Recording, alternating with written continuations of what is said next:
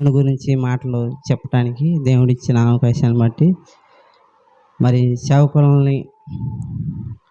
సేవకులకి ప్రేరేపించి దేవుడు సంఘంలో ఉన్న మనకి కూడా ఒక మాట చెప్పాలని దేవుడు ప్రేరేపించినప్పుడు నాకు మరి సేవకులు చెప్పినప్పుడు నేను కూడా ఒక మాట చెప్పాలని నాకు అనిపించింది. ఒకసారి గోసవీల్లో చెప్తున్నప్పుడు చంద్రయ్య 2 మాటలు చెప్పారు. పాస్టర్ గారు మీరు కూడా ఎవరైనా ఒక మాట చెప్పొచ్చు అన్నప్పుడు నేను చెబుదామని నాకు ఆశ కలిగింది, కానీ నాకు చెప్పడం రాదు. అయితే నేను ప్రార్థన చేసుకున్నా, మరి ఎట్లా దేవుడు ఒక మాట చెప్పాలి ప్రభువా అని. ఇంకా 3వ మాట చంద్రయ్య 2 చెప్పాడు, 3వ చెబుదాం అనుకుని ప్రార్థించుకున్నప్పుడు నాకు ఎలా చెప్పాలో తెలియదు. అయినా వెళ్ళి ఒక మాట చెప్పా. 3వ మాట చెప్పా ఆ రోజు. తల్లి ఇదిగో అమ్మ, ఇదిగో నీ కుమారుడు అని యేసుక్రీస్తు ప్రభు వారి శిలువలో చెప్పిన మాట అది. తర్వాత కూడా ఇక్కడ 2 సార్లు చెప్పా. అయితే ఒకరోజు ప్రవీణ్ ప్రగడాల గారు కూడా ఫస్ట్ దేవుడు సేవకు పిలిచినప్పుడు ఆయన ఒకళ్ళు అడిగారంట ప్రశ్న. అప్పుడే కొత్తగా వెళ్ళాడు, ఇంకా పూర్తిగా బైబిల్ కూడా తెలియదంట. అయితే వెళ్ళినప్పుడు ఆయన అడిగారంట ఒక మాట, అయ్యా మరి మేమందరం మేమైతే మా ప్రకారంగా అయితే మేము కాల్చేస్తాం చనిపోయినప్పుడు, మరి మీరెందుకని పూర్తి చేస్తారు అని అన్నారంట. అయితే ఆయనకి తెలియదు, అసలు బైబిల్ గురించి తెలియదంట, ఫస్ట్ కొత్త. అయితే ప్రార్థించుకునే ఒక మాట గుర్తొచ్చింది ఆయనకి. ఏంటంటే, అయ్యా దేవుడు మనుషుల్ని మట్టితోనే చేశాడు కాబట్టి తిరిగి మన్ను అయిపోతారు అని చెప్పాడు, అందుకనే మళ్ళీ మేము మనలోకి వెళ్ళిపోతాం అని అన్నాడంట. ప్రార్థించుకున్నప్పుడు దేవుడికి ఆయనకి ఇచ్చాడు ఆ ఆలోచన. అదేవిధంగా నేను కూడా ప్రార్థించినప్పుడు దేవుడు ఒక ఆలోచన ఇచ్చాడు అనమాట. అంటే ఈరోజు ప్రపంచం మొత్తం కూడా ఈ గుడ్ ఫ్రైడే పండుగ జరుపుకుంటారు. ఎందుకంటే మా క్రైస్తవులు ఎక్కువ జరుపుకునేది ఈ పండుగ. మనకి పాస్టర్ గారు చెప్పినట్లుగా క్రిస్మస్, గుడ్ ఫ్రైడే, ఈస్టర్, ఈ 3 పండుగలు ఎక్కువ చెప్పుకుంటాం. అయితే ఈ 3 పండుగల్లోనే అసలు ఉంది మన ప్రార్థనకి ఎందుకు వెళ్తున్నామంటే అసలు ఈ 3 పండుగలు, ముఖ్యంగా గుడ్ ఫ్రైడే, ఈస్టర్, ఈ 3 పండుగల ద్వారా మనం ప్రార్థనకి వెళ్ళగలుగుతున్నాం. లేదా మనకి ప్రార్థన ఇక్కడ దేవుని మందిలో కూర్చోలేము. ఎందుకనంటే దేవుడు మన కోసం ప్రాణం పెట్టాడు, మన కోసం పుట్టాడు, మన రక్షించడానికి రక్షకుడు పుట్టాడు. మన పాపాల శాపాలు ఆయన మీద వేసుకొని ఆయన భరించి మనకి పరలోక రాజ్యం ఇచ్చాడు. ఎందుకంటే మనం శాపగ్రస్తులం, దేవుని రాజ్యంలోకి మనం వెళ్ళటానికి హక్కు లేదు, అర్హత లేదు ఏ మనిషికి కూడా. దేవుడు పాత నిబంధన యేసుక్రీస్తు ప్రభు పుట్టుదలకి పాత నిబంధన ప్రకారం ఆనాడు కొంతమంది ప్రజలను ఎన్నుకున్నప్పుడు ఇజ్రాయేల్ని వాళ్ళు శ్రమలో ఉన్నప్పుడు వాళ్ళని ఎన్నుకొని వాళ్ళని ఇడిపించాడు అప్పుడు. అయితే మానవుడు పాపంలో నుంచి విడిపించాలని దేవుడు వాళ్ళకి అప్పుడు విడిపించి వాళ్ళకి కానానే ఐగుప్తు నుంచి కానాకి తీసుకెళ్ళాడు. అయితే మన యేసుక్రీస్తు ప్రభు వారు మన కోసం మన పాపం నుంచి మనం విడిపించి మనకి పరలోక రాజ్యానికి తీసుకెళ్ళటానికి ఆయన వచ్చాడు.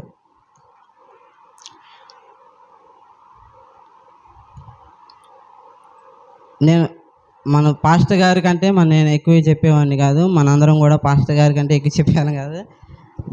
మన సేవకుల తర్వాత ఏదైనా నాకు బైబిల్ నుంచి కూడా పెద్ద తెలియదు, ఎప్పుడన్నా చదువుతున్నట్లే కానీ 2 సార్లు పూర్తి చేశా. కానీ ఇక దేవుడి గురించి ఒక మాట చెప్పాలని ఒక ఆశపడిన పని దేవుడే స్మరిస్తాడు. మా చిన్నప్పుడు మా బజార్లో ఒక టీవీ ఉంది, 30 సంవత్సరాల క్రితం. అప్పుడు బ్లాక్ అండ్ వైట్ టీవీలు, ఈ కలర్ టీవీలు ఇవన్నీ లేవు. అయితే ఆదివారం వస్తే వాళ్ళ ఇంట్లో పాపిరెడ్డి గారని మా బజార్నే, ఆ ఇంట్లో జనం బాగుండేవాళ్ళు టీవీ చూడడానికి. ఆదివారం ఒకరోజు సినిమాలు వస్తాయి. ఆ రోజు అయితే ఒకరోజు ఏమైందంటే ఆదివారం ఈ సినిమా వేశారు యేసు ప్రభుది. అదేం సినిమా తెలియదు. అయితే ఒక్కళ్ళు కూడా ఎవరు లేరు. ఆమందే ఇల్లు ఇడ్చుకుంటా నేను టీవీ పెట్టలేదు, ఏంటంటే రావట్లేదు అబ్బాయి ఆ సినిమాలు అంది. పెడితే ఏంటంటే యేసు ప్రభు వస్తుంది, ఎవరు చూడట్లేదు అబ్బాయి ఈ సినిమా, ఎవరు చూడరు ఇది అని అంది. అయితే నేను చూస్తాలే అండి పెట్టండి అన్న. అయితే నేను చూసి ఆ సినిమా అయిపోయిందాక, ఇప్పుడు ఏమో 30 సంవత్సరాలు అయింది. అయితే సినిమా చూసిన తర్వాత అప్పుడు పెద్దగా అవగాహన లేదు, చిన్నపిల్లగాన్ని, కార్తీక్ అంత ఉంటా. అది నాకు లాస్ట్లో ఏమనిపించిందంటే ఈ సిలువ ఆయన్ని కొట్టడం, సిలువ వేయటం, ఇవన్నీ అసలు తీసిపోవటం. మన సినిమా చూసేటప్పుడు ఏమనిపించింది, ఒక హీరో ఏదన్నా ఇబ్బందులు ఉన్నప్పుడు, ఫైట్లు జరిగేటప్పుడు హీరో వచ్చి కాపాడతాడు, ఫైట్ చేస్తాడు, ఒక 20 మందిని కొడతాడు. అయితే యేసుప్రభు వారు అంతకుముందు ఎన్నో అద్భుత కార్యాలు చేసిండు, ఆశ్చర్యకార్యాలు చేసిండు, ఆయన బలవంతుడే. మరి ఆయన కొడుతుంటే ఎందుకని రక్షించుకోలేకపోతుండు? ఆయన హీరో కాదేమో అనుకునేవాడిని నేను. ఆయన హీరో కాదా అయింది అందుకని నాకు ఒక ఆలోచన వచ్చింది, అబ్బా నేనే హీరో అయితే ఆ యేసుప్రభుని రక్షించేవాడిని అనిపించింది నాకు. నేనే అయితే హీరో, యేసుప్రభుని పోయి రక్షించేవాడిని, ఆయన కొడుతున్నారు కాబట్టి అని అనుకున్నప్పుడు సినిమా చూసేటప్పుడు. అయితే మళ్ళీ ఒక ఆలోచన వచ్చింది, ఆయనే దేవుడు కదా, ఆయన రక్షించుకోగలుగుతాడు కదా, మరి నేను వెళ్ళి కాపాడే అంత టోని కదలే, మరి ఎందుకనో ఆయనే నన్ను పిలిచి నువ్వే హీరో ఉండి నన్ను కాపాడంటే బాగుండు అని అనిపించింది నాకు. ఒకరోజు రమణయ్య గారి ఇంట్లో కూడా పని చేస్తుంటే, మరి ఆ రోజు ఏం పండుగ తెలియదు, యేసుప్రభు సినిమా వస్తుంది. ఏంటంటే ఈరోజు పెట్టారే పండుగ అన్నారు, నాకు గుర్తులేదు. అంటే నేను ప్రార్థన రావట్లేదు అప్పుడు, వాళ్ళ ఇంట్లో పనికి వెళ్ళా. అప్పుడు ఆయన కళ్ళు పోతే కళ్ళు వస్తాయి, అప్పుడు పాట పాడతాడు, కరుణాసాగర అన్న పాట. అప్పుడు సినిమా చూసుకుంటా పని చేసిన వాళ్ళ ఇంట్లో. అంటే యేసుప్రభు నమ్ముకో తలకి.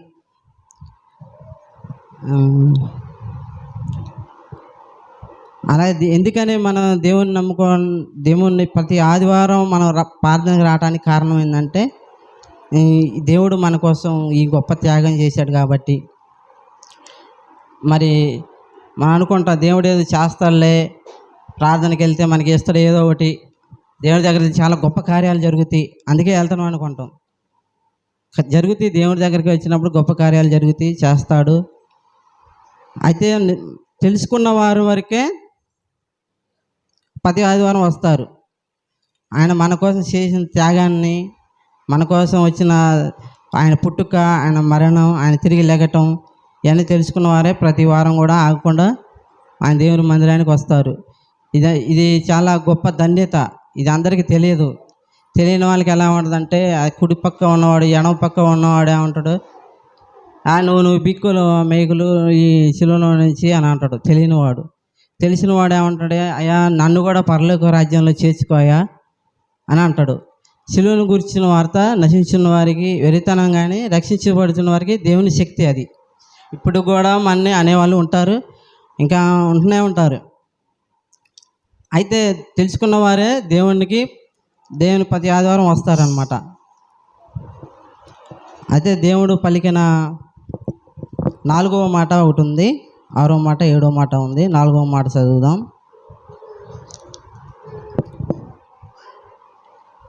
మార్కు సువార్త 15వ అధ్యాయం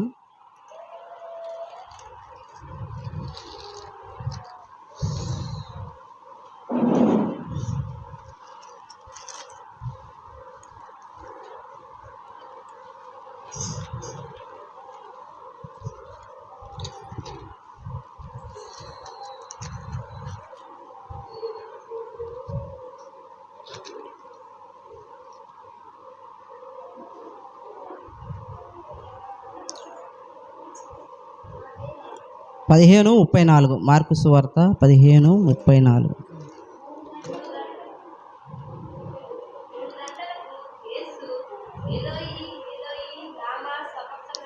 బిగ్గరగా కేక వేశాను.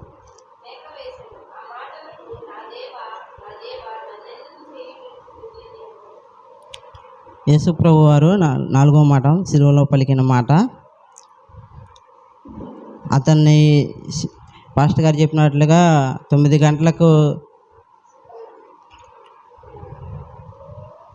ఆయన వేసి సిలువ వేసిన వరకు కూడా ఆయన కొట్టి తీసుకొచ్చినప్పుడు ముళ్ళ కిరీటం ధరించారు, కొట్టారు, మేకులు వేశారు, ఊశారు, తిట్టారు, కొరడాలతో కొట్టారు. అయినప్పటికీ కూడా సిలువలో పలికాడు 7 మాటలు. ఆ 7 మాటలో 4వ మాట ఏమంటున్నాడంటే, నన్ను ఎలా చేయి విడిచితివి అని అంటున్నాడు. ఏలోయి లామా సబక్తా అని బిగ్గరగా కేక వేసెను. ఆ మాటకు నా దేవా నన్ను ఎందుకు చేయి విడిచితివి అని అర్థము. దేవుడు యేసుక్రీస్తు ప్రభువారు అంటున్నాడు, దేవా నన్ను ఎందుకు చేయి విడిచితివి అని అంటున్నాడు. దేవా నా దేవా చెయ్యి ఎందుకు విడిచితివి అంటున్నాడు. దేవుడు ఎందుకు చేయి విడుస్తాడు అంటే అది మన కోసమే విడిచాడు. మనం విడవబడినప్పుడు, దేవుడు విడవబడినప్పుడు మనకు ఒక నరకం ఉంది. నరకంలో మనం పాతానికి వెళ్ళబోతున్నాం. పాపంలో ఉన్నాం కాబట్టి మనకు రావాల్సిన శిక్ష ఉంది. ఆ శిక్షని దేవుడు ముందుగానే తెలుసుకొని ఆయన సిలువలో పలికిన మాట ఏంటంటే, మనం ఒకరోజు పలకాల్సిన మాట అది. కానీ దేవుడే మన కోసం ఆ మాట పలికాడు. ఏమనంటే, దేవా నన్ను ఎందుకు చేయి విడిచితివి. ఆయన ఎంత శ్రమ పొందాడు, ఎంత నరకమో. మన పాస్టర్ గారు చెప్పినట్లుగా ఆ సినిమా డైరెక్టర్ యేసుక్రీస్తు నమ్ముకున్నట్లుగా అతన్ని ఒక్కసారి కొరడాలతో కొట్టినప్పుడు అంటే ఆ సినిమా హీరోని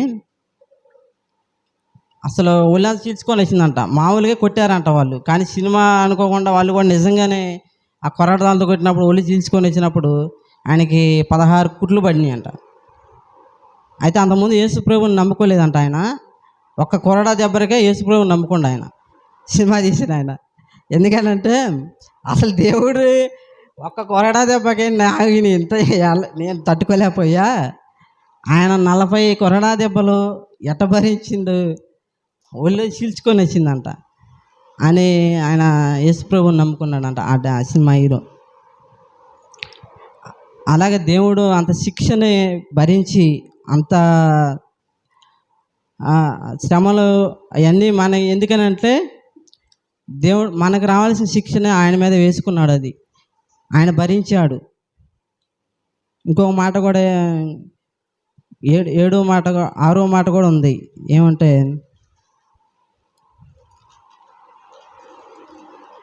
యోహాను సువార్త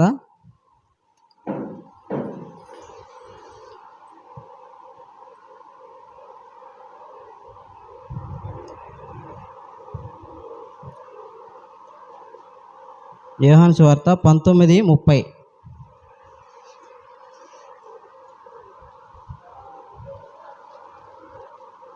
ఒకళ్ళు చదవండి.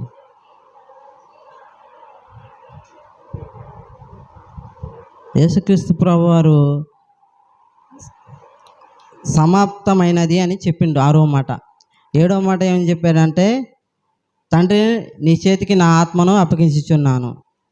సమాప్తమైనది అనే ఏం సమాప్తమైనది అంటే, ఇక ఈ భూమి మీదకి మనకి రావాల్సిన శిక్షను ఆయనే బలి అయ్యి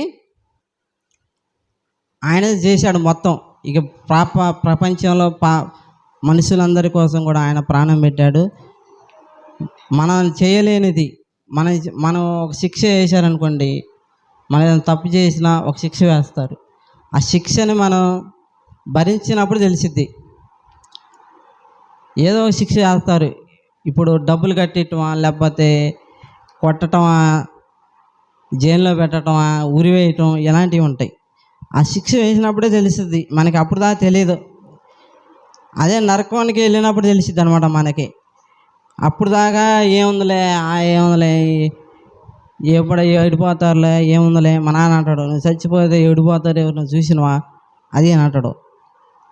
అలాగే అనుకుంటాం, కానీ ఆ శిక్ష పడ్డప్పుడు తెలిసిద్ది అందుకనే దేవుడు సమాప్తమైనది, ఈ శిక్ష నుంచి మనం విడిపించడానికి ఆయన చేయాల్సినవన్నీ ఎన్నో శాపాలు ఉన్నాయి. పాత నిబంధనలు, కొత్త నిబంధనలు, ధర్మశాస్త్రాలు అవన్నీ ఉన్నాయి. అవన్నిటిని నెరవేర్చిండు ఆయన. అవన్నీ నెరవేర్చి ఇక సమాప్తమైనది అన్నాడు. అవన్నీ నెరవేర్చాలంటే మన వల్ల కాదు, దేవుడే నెరవేర్చి మన కోసం ఆయన సమాప్తమైనది అన్నాడు. ఇంకోటి ఏంటంటే, నా తండ్రి నా ఆత్మను నీకు అప్పగించుచున్నాను, నా ఆత్మను నీకు అప్పగించుచున్నాను అంటే మన ఆత్మ రేపు ఎక్కడికి వెళ్ళిద్ది అంటే పరలోకానికి వెళ్ళిద్ది. మనం ఇక్కడ చనిపోయిన తర్వాత మనకి ఆత్మ ఉంటుంది. ఆ ఆత్మ ఎక్కడికి వెళ్ళిద్ది? తండ్రికి అప్పగించబడిద్ది, దేవుడి దగ్గరికే వెళ్ళిద్ది. అది అందుకని దేవుడు మన ఆత్మ నీకు అప్పగించుతున్నాను తండ్రి అన్నాడు. మరి దేవుడు ఇంత గొప్ప కార్యాన్ని చేసి మన కోసం ప్రాణం పెట్టి తిరిగి లేచిండు. ఈరోజు మరి అంత గొప్ప ప్రపంచం అంతా కూడా జరుపుకునే గొప్ప పండుగ ఇది.